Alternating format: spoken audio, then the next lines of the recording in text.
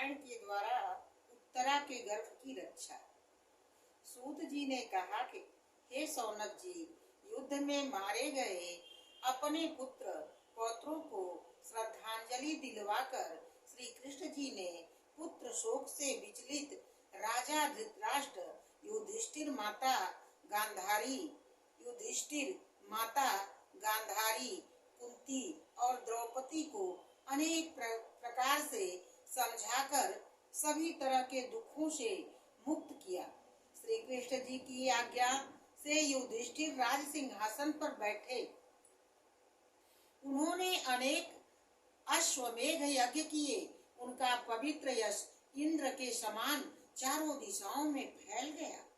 श्री कृष्ण जी जब द्वारका को जाने के लिए तैयार हुए, तब राजकुमारी उत्तरा श्री कृष्ण जी से हाथ जोड़कर बोली, हे भगवान, हे श्री कृष्ण, मेरे गर्भ की रक्षा कीजिए।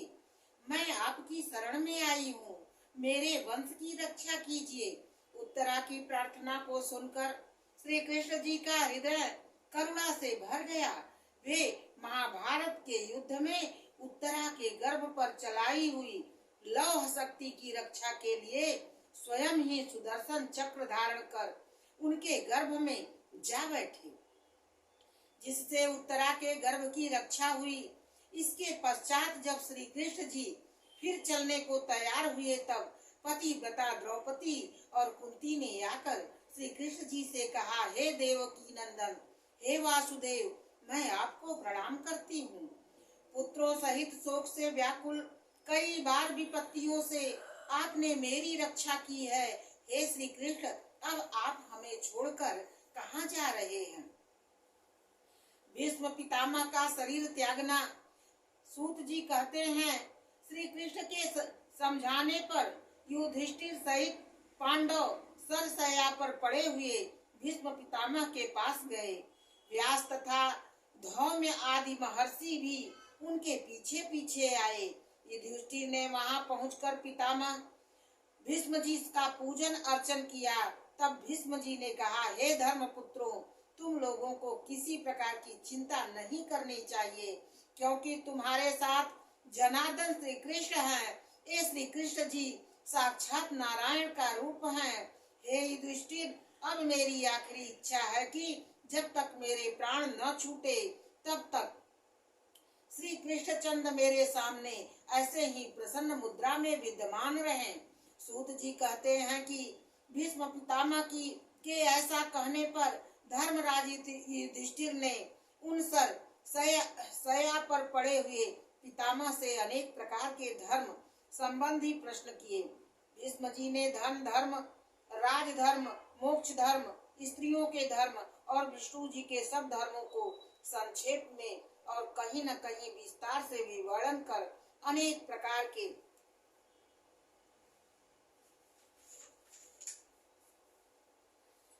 इतिहासों सहित धर्म, अर्थ और मोक्ष का विवेचन किया।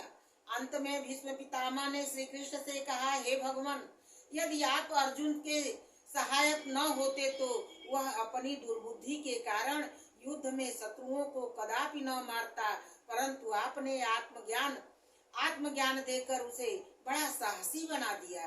हे अच्युत, आप वही सत्पुरुष हैं जो मेरी प्रतिज्ञा को सत्य करने के लिए अपनी प्रतिज्ञा को त्याग रथ से नीचे उतर कर रथ का पहिया ले लिए मुझे वैसे ही मारने चले जैसे हाथी को मारने के लिए सिंह चलता है। वह स्मरण करते हुए भीष्म पितामह जी ब्रह्मागति को प्राप्त हो गए। इसके पश्चात श्री कृष्ण और धृतराष्ट्र के आज्ञा अनुसार युधिष्ठिर ने उनके शव का दाह संस्कार किया और पुनः हस्तिनापुर आकर तपस्विनी गांधारी तथा माता कुंती को समझाते हुए राज्य को संभाल लिया। युधिष्ठिर की शासन व्यवस्था एवं श्री कृष्ण जी का द्वारका से जाना। सूत जी बोले, हे मुनि, युधिष्ठिर बड़े ही धर्मात्मा थे। उनके राज सिंहासन पर बैठते ही पृथ्वी धन धान्य से संपूर्ण हो गई। युधिष्ठिर के शासन काल में किसी भी प्राणी को बीमारी या दैविक, भौतिक और आत्मिक क्लेश नाम मात्र को न रहा। जब श्री कृष्ण जी वहां से चलने लगे तब द्रौपदी, सुभद्रा आदि स्त्रियां उनको बड़े आदर सत्कार से विदा करती हैं। अनेक प्रकार के मंगल गान होते हैं तथा दुंदभियां और नगाड़े बजते हैं। कुरु वंश की सब स्त्रियां उन पर फूलों की वर्षा करती थी। उनके रथ पर मोतियों की झालर लटकती और अर्जुन श्वेत वस्त्र छत्र लेकर श्री कृष्ण जी के पीछे खड़े हो जाते थे। ब्राह्मण लोग खड़े होकर उन्हें आशीर्वाद देते थे। इस प्रकार जब श्री कृष्ण हस्तिनापुर से चलने लगे तब उनकी रक्षा के लिए युधिष्ठिर ने स्नेह से हाथी, घोड़े और रथ सहित अपनी एक पैदल चतुरंगिणी सेना को उनके साथ कर दिया। बहुत दूर तक पांडवों की सेना ने उन्हें पहुंचाया। श्री कृष्ण जी अनेक वनों, नदियों, देशों को देखते हुए द्वारका पहुंच गए। श्री कृष्ण गोविंद हरे मुरारे, हे नाथ नारायण वासुदेवा। श्री कृष्ण गोविंद हरे मुरारे, हे नाथ नारायण वासुदेवा। श्री कृष्ण गोविंद